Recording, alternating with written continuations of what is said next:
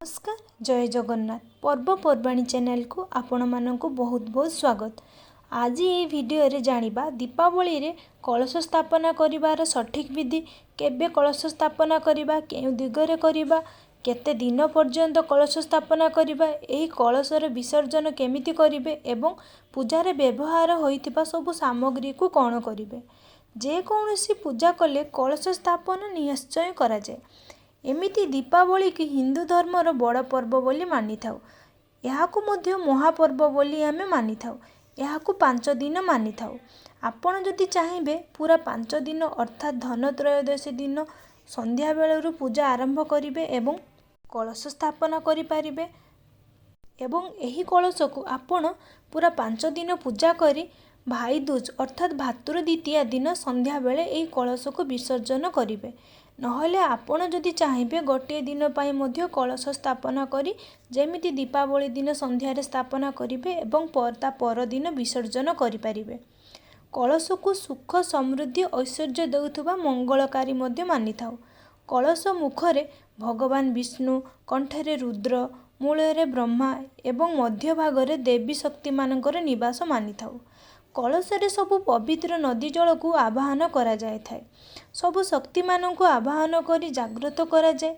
तेणु कलश स्थापना करिबा उचित। प्रत्येक पूजा रे कलश स्थापना करिबा उचित। एमिति दीपावली महापर्व, तेणु एही दिन कलश स्थापना करिबा निश्चय करंतु। दीपावली रे माता लक्ष्मी को पूजा होइताय। एही दिन माता लक्ष्मी को कलश स्थापना करिबा उचित। चलतु जानिबा एही दीपावली रे माँ लक्ष्मी को कलश केमिति स्थापना करिवे, जहा फल रे माता लक्ष्मी सबुदिन पई आपणको घरे बास करिवे। आपण गोटे चौकी उपरे लाल रंगर वस्त्र बिछाइबे एवं सेई चौकी उपरे माता लक्ष्मीकर मूर्ति को रखिबे। एहा परे आपण किछि चाउल देबे और एमिति अरुआ चाउल मध्ये देई पारिबे, नहले किछि रंगीन चाउल भी मध्ये देई पारिबे। यापर आपण तंबा नहले पितल कलश नेबे एवं कलश रे स्वस्तिक चिन्ह लगाई सेथिरे आपण रक्षा सूता बांधी कलश को रखिबे।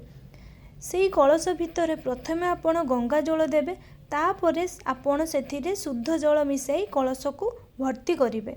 आपण चौकी को एमिति स्थान रे रखिबे जेमिति आपण को मुह उत्तर दिग को होइथिबा दरकार। काहे उत्तर दिग माता लक्ष्मी एवं प्रभु कुबेरଙ୍କ दिग होइथाय। आपण कलसी भितरे लवंग, अलैच, गुजराती गुआ एवं पैसा, गोटे कौड़ी, गोटे गोमती चक्र एवं कमल फूलर जो मंजी मध्य आपण देई पारिबे। एहा सो आपण गोटे गोलाप फूल मध्य देई पारिबे, सर्वसदी मध्य देई पारिबे। आपण सेई कलशरे मध्य 7 प्रकार माटी मध्य देई पारिबे। यह पूजा सामग्री जोठी मिलुथो सेई स्टोर रे मध्य मिली जिवो। तरे आपण 5 वा 7 पत्रर आंब डाल नेबे एवं प्रत्येक आंब डाल पत्र रे सिंदूर चंदन लगाइबे एवं गोटे छोट प्लेट रे किछि अरुआ चाउल नै सेई आंब डाल ऊपर रखिदेबे। या परे आपण सेई कलश ऊपर गोटे नड़िया रखिबे एवं से नड़ियाटार जेमिति जट थिबो एवं नड़ियार मुख आपणक आड़क होबा दरकार। आपण चाहिए नड़िया उपरे कौनसी लाल रंगर चुनरी एमती किछि भी वस्त्र मध्य देई पारिबे।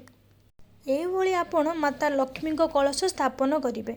कलश स्थापन करिवा समय आपण ध्यान देइथिबे जेमिति कलश माता लक्ष्मीकर डाहाण हाथ पाखरे होइथिबा दरकार, जेमिति आमर बाम हाथ पटे होइथिबा दरकार।